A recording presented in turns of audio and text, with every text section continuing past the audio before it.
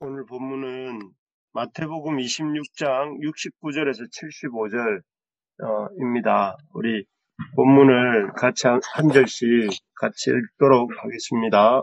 베드로가 바깥들에 앉았더니 한 여종이 나와 이르되 너도 갈릴리 사람 예수와 함께 있었도다 하거늘 베드로가 모든 사람 사람 앞에서 앞에서 보이나니 하였으되 나는 네가 내가 무슨 말을 하는지 알지 못하노라 하며 한문까지 나아가니 다른 여종이 그를 보고 거기 있는 사람들에게 말하되 이 사람은 나사렛 예수와 함께 있었도다 하매 베드로가 맹세하고 또 보이는 이르되 나는 그 사람을 알지 못하노라. 조금 후에 곁에 섰던 사람들이 나와 베드로에게 이르되 너도 진실로 그 도당이라 내 말소리가 너를 표명한다 하거늘 그가 저주하며 맹세하게 이르되 나는 그 사람을 알지 못하니 곧 거기에 오더라. 이에 베드로가 예수의 말씀에 다 굴기 전에 내가 3번 나를 부인하리라 하심이 생각나서 밖에 나가서 심히 통곡하니라. 아멘. 아멘. 네. 고난주간 첫 새벽입니다. 오늘 그 부끄러운 실패, 철저한 깨어짐 이런 제목으로 우리가 이 고난주간 첫 월요일 아침 새벽에 이 말씀을 살펴보기를 원합니다. 잘 아시는 것처럼 오늘 본문은 예수님의 수제자를 자처했던 베드로가 주님을 여종 앞에서 또 사람들 앞에서 한 번도 아니고 3번씩이나 부인하고 저주하는 장면입니다. 다른 사람도 아닌 주를 위해 목숨까지도 버리겠다고 다짐했던 베드로가 어떻게 하다가 이렇게 예수님을 3번이나 그것도 맹세하고 부인하고 저주하기까지 된 것일까요? 누구나 사실 베드로와 같은 배신을 할 수 있습니다. 어떻게 참 이 큰 배교의 시대를 우리가 살면서 더 이런 주님을 배신할 수 있는 그런 상황들이 많은데 베드로의 실패를 보면서 우리가 어떻게 그러한 실패를 반복하지 않을 수 있을지 하는 것들을 생각해 보기를 원합니다. 베드로의 그 예수님을 부인하고 저주하게 된 이유는 첫째는 이 기도하라 하실 때에 기도하지 않았기 때문에 그렇습니다. 오늘 본문이 있기 전에 38절 지난 금요일 날 말씀을 보면요. 26장 38절에 보면 예수님께서 이 베드로에게 이렇게 말씀하셨습니다. 내 마음이 매우 고민하여 죽게 되었으니 너희는 여기 머물러 나와 함께 깨어 있으라 이렇게 말씀하십니다. 예수님도 인성을 입으신 하나님이시지만 십자가 사건을 앞두시고 주님의 그 몸과 마음도 아주 고민하여 죽게 되었다라고 말씀하실 만큼 매우 어렵고 힘든 상태였습니다. 물론 주님이 그렇게 힘들고 어려우신 상태였으니 제자들의 상황도 결코 쉽지 않은 상황이었습니다. 그래서 예수님께서는 베드로를 포함한 이 제자들에게 오셔서 이 밤 깨어서 나와 함께 기도하자라고 이렇게 말씀하신 것입니다. 그래서 그 밤에 주님이 힘써 기도하시는데 얼마나 힘써 기도하셨는지 누가복음 22장에 보면 예수님의 그 땀방울이 핏방울이 되도록 애쓰고 힘써 더욱 간절히 기도하셨다라고 말씀하고 있습니다. 그런데 이 베드로를 포함한 이러한 기도하자는 주님의 당부 앞에 베드로를 포함한 제자들의 반응이 무엇이었는가 하면 이어지는 40절에 보면 제자들이 눈이 벌개지도록 자고 있었다라고 기록이 나옵니다. 그래서 예수님께서 무려 3번이나 이 본문에 보면 오셔서 깨우셨습니다. 하지만 그들은 깨울 때마다 또 자고 또 깨우시면 또 자고 이렇게 반복하고 있는 것을 볼 수가 있습니다.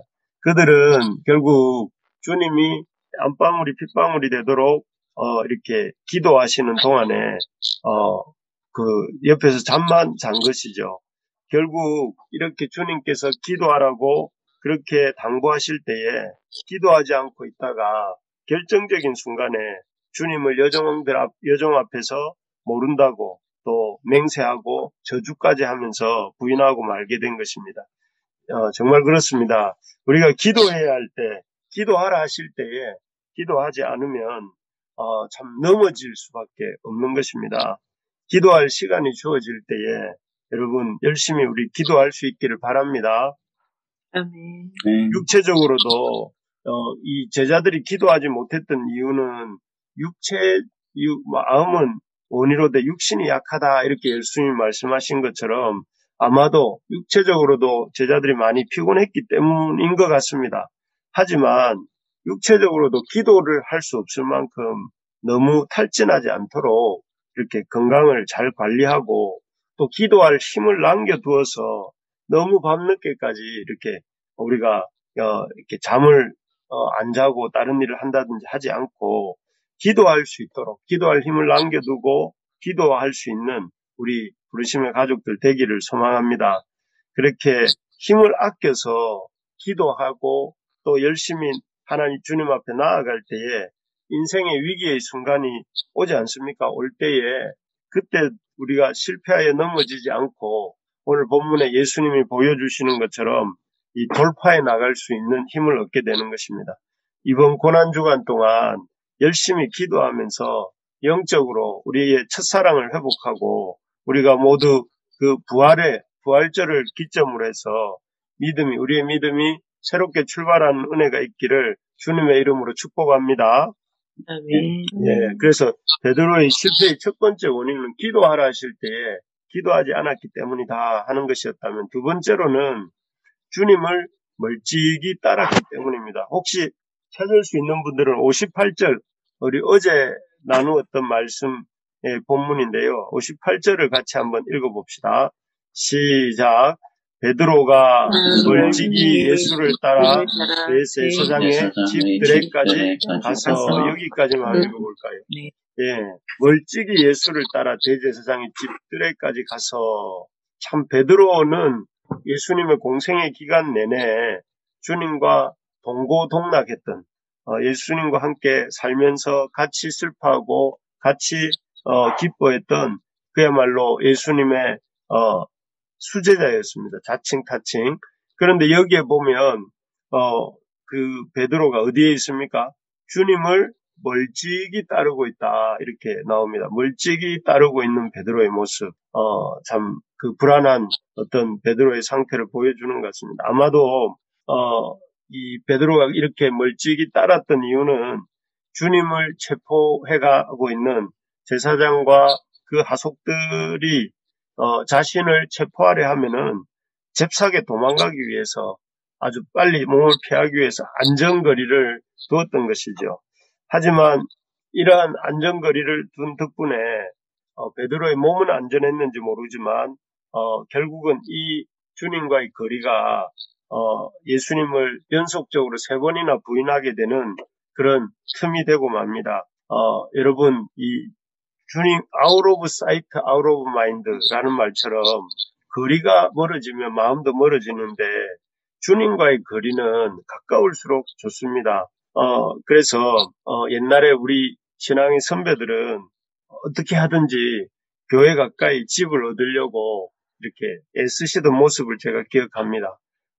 실제로 예수님께서도 소아시아 7교회에 이렇게 그 계시록에서 소아시아 7교회의 그 하나였던 서머나 교회에 격려히 말씀하실 때 이렇게 말씀하십니다.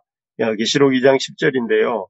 내가 죽도록 충성하라. 그리하면 내가 생명의 면류관을 주리라. 이렇게 말씀하셨습니다. 그때도 이 말씀을 주실 때도 서머나 교회는 충분히 환난을 당하고 있었습니다. 어려움을 겪고 있었죠. 그런데 그 주님께서 환난당하고 있는 그 힘들어하고 있는 서머나 교회에 주시는 말씀이 적당히 좀 시험시험 하라 이렇게 말씀하신 것이 아니라 오히려 이 죽도록 충성하라 이렇게 말씀하십니다. 주님께서는 이 어려움들을 이렇게 겪을 때 우리가 뒤로 물러가서 좀 거리를 두고 쉬어라 이렇게 말씀하시는 것이 아니라 힘들수록 더 주님께로 나와라 이렇게 말씀하고 계시는 것이죠.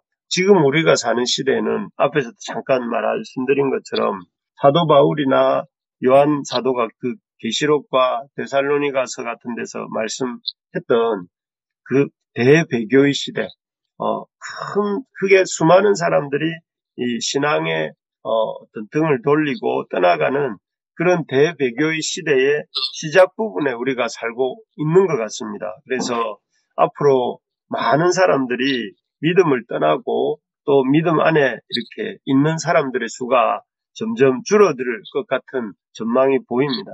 이런 시대에 우리가 안전거리를 유지한다고 하면서 멀찍이 주님을 베드로처럼 따른다면 베드로처럼 큰 실패를 맛보게 될 것입니다. 그러니까 여러분, 우리가 사람들이 뭐라 하든지 사람들이 어떻게 살든지 시대의 대세가 어떻게 되든지 우리는 날마다 자기를 부인하고 주님을 따라가는, 주님을 가까이 하는 우리 부르심의 가족들이 되기를 축복합니다. 아멘. 여러분, 주님을 따르는 일에는 안전거리가 필요하지 않습니다.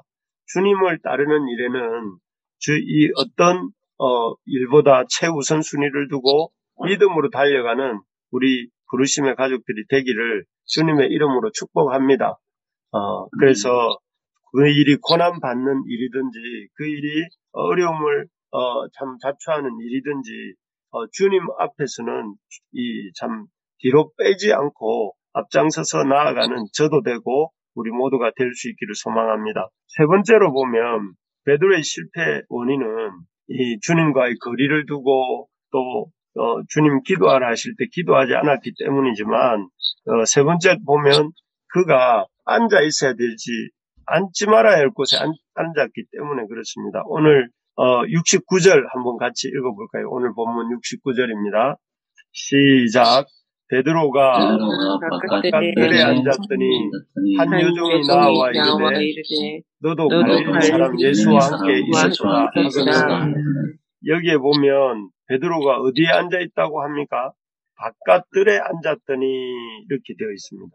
이 바깥들은 어디일까요? 주님이 재판받고 있는 가야바의 그 법정 밖에 있는 뜰이라는 말이죠. 그리고 앞에서 읽었던 58절에도 보니까 우리가 뒷부분에 보면 대제사장의 집들에까지 가서 그 결말을 보려고 안에 들어가 하인들과 함께 앉아 있더라. 이렇게 베드로의 위치가 하인들과 함께 앉아 있었고 지금 58절의 시작에서 69절까지 쭉 베드로는 하인들과 또 예수님을 이렇게 때리고 희롱하고 모욕하고 침뱉고 했던 그 무리들 사이에 이 베드로가 앉아 있는 이런 모습을 볼 수가 있습니다.